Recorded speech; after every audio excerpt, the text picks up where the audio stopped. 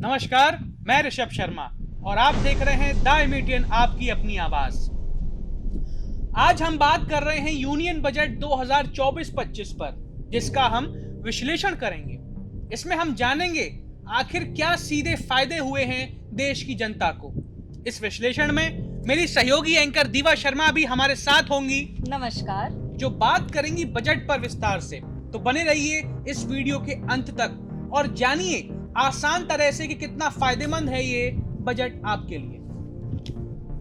10 साल में पहली बार रोजगार पर हुई कई घोषणाएं। जी हाँ ऋषभ, देखा जाए तो मिडिल क्लास प्रणाली को भी टैक्स में लगभग 18,000 रुपए तक की राहत दी गई है। वहीं ये बजट सबके लिए कुछ ना कुछ सौगात लेकर आया है, जैसे कि रोजगार की गारंटी। 5 साल में 4 करोड़ जॉब देने वाले का वादा किया गया है। 2 करोड़ को पहली नौकरी पर सीधी मदद दी जाएगी। जी, बीजेपी ने भी अपने सहयोगियों का विशेष ध्यान रखा है, जिसमें बिहार को 59,000 करोड़ रुपए और आंध्र प्रदेश को 15,000 करोड़ रुपए का बजट बना है। ये बात बिल्कुल सही कही आपने कि बजट जो है इस बार अलग तरीके से बनाया गया, जिसमें सिर्फ 2 राज्यों को विशेष दर्जा दिया गया है। अगर हम देखें तो सभी का ख्याल रखना बहुत जरूरी है और पड़ेगा ही, क्योंकि समर्थन की सरकार है ये। इसमें एक बिंदु ये भी है कि शेयर मार्केट में निवेशकों की संख्या में रिकॉर्ड बढ़ोतरी हुई है। टैक्स का दायरा भी बढ़ा दिया गया है। हाँ ऋषभ, शेयर मार्केट पर बहुत बड़ा असर पड़ा है। अब हम समझेंगे इस बजट को आसान भाषा में, इसके 10 सबसे महत्वपूर्ण बिंदु। हाँ, सबसे पहला बिंदु हम जिसमें बात करते हैं वो ये होगा कि पहली बार रोजगार पाने वाले को 3 किश्तों में 15,000 रुपए देगी सरकार। क्या है ये योजना और किस तरह फायदा मिलेगा, इसका थोड़ा बताइए हमारे दर्शकों को। पहली नौकरी पर 1 माह का अतिरिक्त वेतन, 3 किश्तों में अधिकतम 15,000 रुपए देगी। 1 लाख रुपए प्रति माह पर सैलरी पर लाभ। स्कीम 2 साल की है, 2.1 करोड़ का फायदा होगा। नौकरी के शुरुआती 4 साल में कर्मचारी और कंपनी दोनों को ईपीएफओ के अनुष्ठान में प्रोत्साहन देंगे। 30 लाख को लाभ मिलेगा।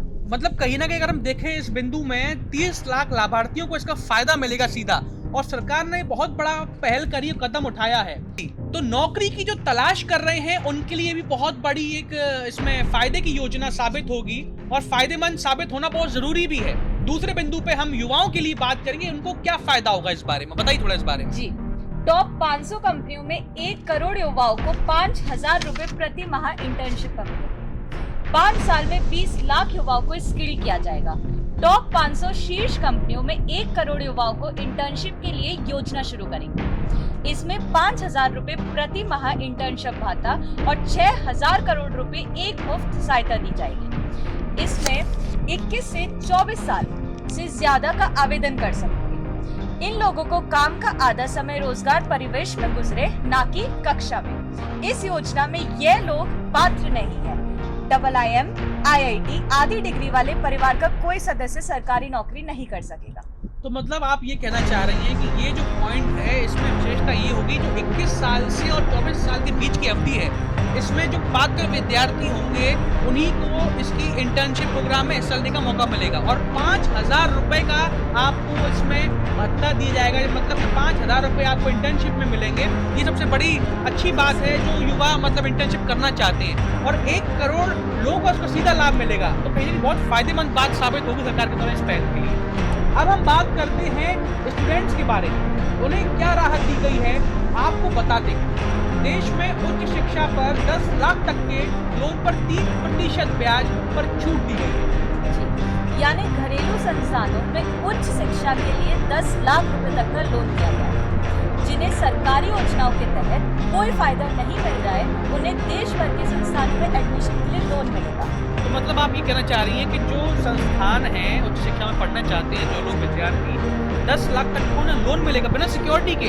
तो क्या ये जो प्राइवेट बैंक है और गवर्नमेंट बैंक, वो दोनों की तरफ से उन्हें फायदा मिल सकता है? जी बिल्कुल। अच्छा, दोनों तरफ से उनको फायदा मिलेगा। तो आपने सुना कहीं ना कहीं ये दोनों बैंकों के लिए बहुत फायदेमंद रहेगा। आप दोनों बैंकों से, चाहे वो प्राइवेट बैंक हो चाहे वो सरकारी बैंक हो, इन दोनों से आपको ये मदद दी जाएगी।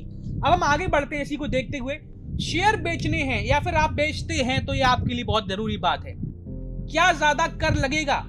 Short term capital gain tax 5% और लॉन्ग टर्म 2.5% बढ़ा दिया गया है। लॉन्ग टर्म कैपिटल गेन, यानी मतलब इसका होता है अगर कोई स्टॉक लंबे समय तक के लिए रखा जाए और फिर उसे बेच दिया जाए, इस पर 10% से ज्यादा टैक्स बढ़ाकर 12.5% कर दिया गया है।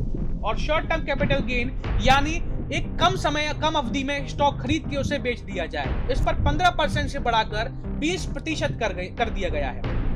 जी हाँ, बिल्कुल। अब हम बात करते हैं कि घर खरीदने पर कितना लाभ मिलेगा।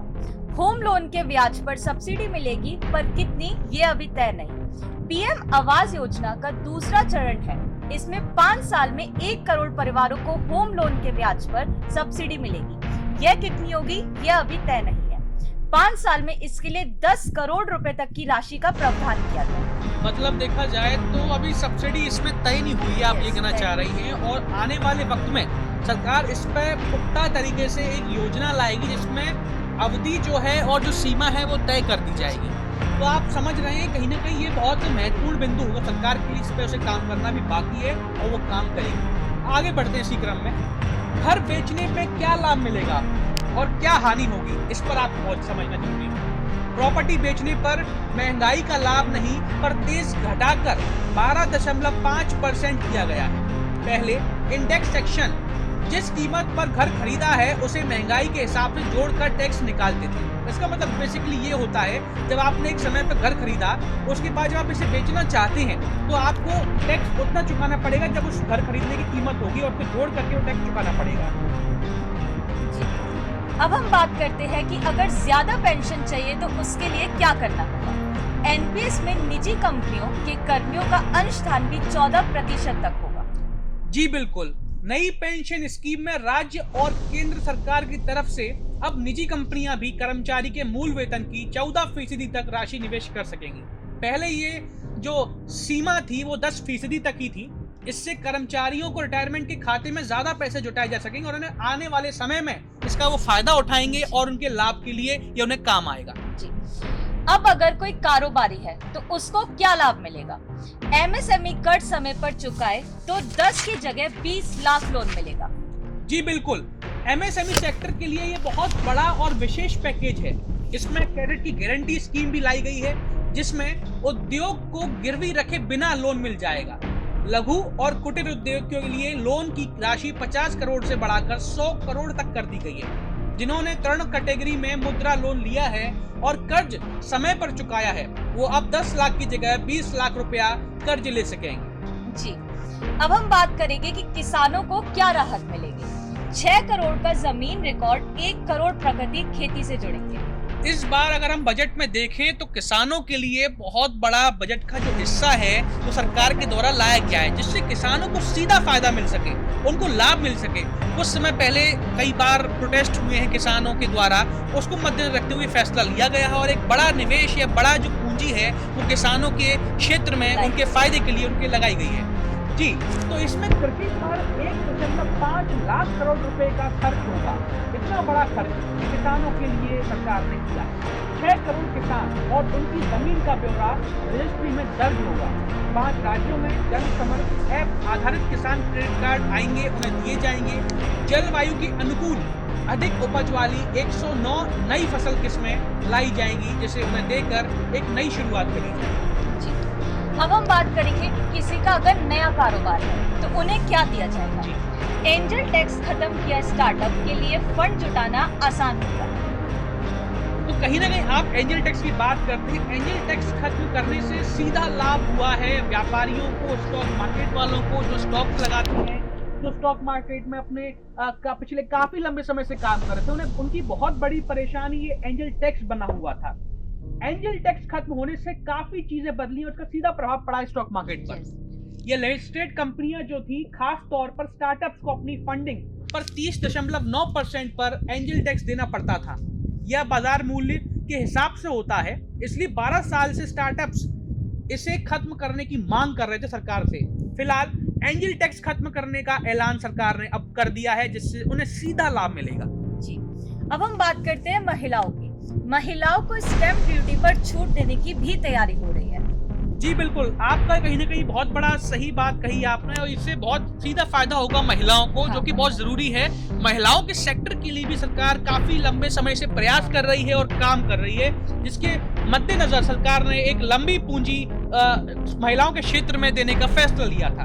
अब हम देखते हैं कि सोना-चांदी सस्ते हुए हैं और कस्टम ड्यूटी, जो कि बहुत बड़ी समस्या रहती है हमेशा पिछले कई समय से, बजट के लोग देखते हैं और उसमें समझते हैं कस्टम ड्यूटी कितनी घटाई गई है। इस बार कस्टम ड्यूटी 9% घटाई गई है। इसी वजह से मोबाइल के दाम हो या फिर वो भी गिरेंगे और कम होगी, क्योंकि यहाँ पर सीधा मैन्युफैक्चरिंग होगी। जो बड़ा टैक्स लगता था कि मैन्युफैक्चरिंग तो बहुत कम लगेगा 9% तक। तो आपने देखा इस पूरी वीडियो में विश्लेषण हमने किया, इसको बहुत अच्छे तरीके से आपको समझाया, बताया कि कितना आसान है ये बजट और कितने लाभ लेकर आया है बजट। इसमें सिर्फ फायदा ही फायदा है, नुकसान किसी का भी नहीं होगा। सभी क्षेत्रों को बराबरी से देखा गया है, सरकार ने सभी का बराबरी से ध्यान रखा है। ये बजट आपके लिए बहुत फायदेमंद होगा। इस बजट में हमने पूरी विस्तार से विश्लेषण करके आपको एक जानकारी दी है। इसी तरह के और भी विश्लेषण देखते रहने के लिए देखते रहिए द एमईटीएन, आपकी अपनी आवाज।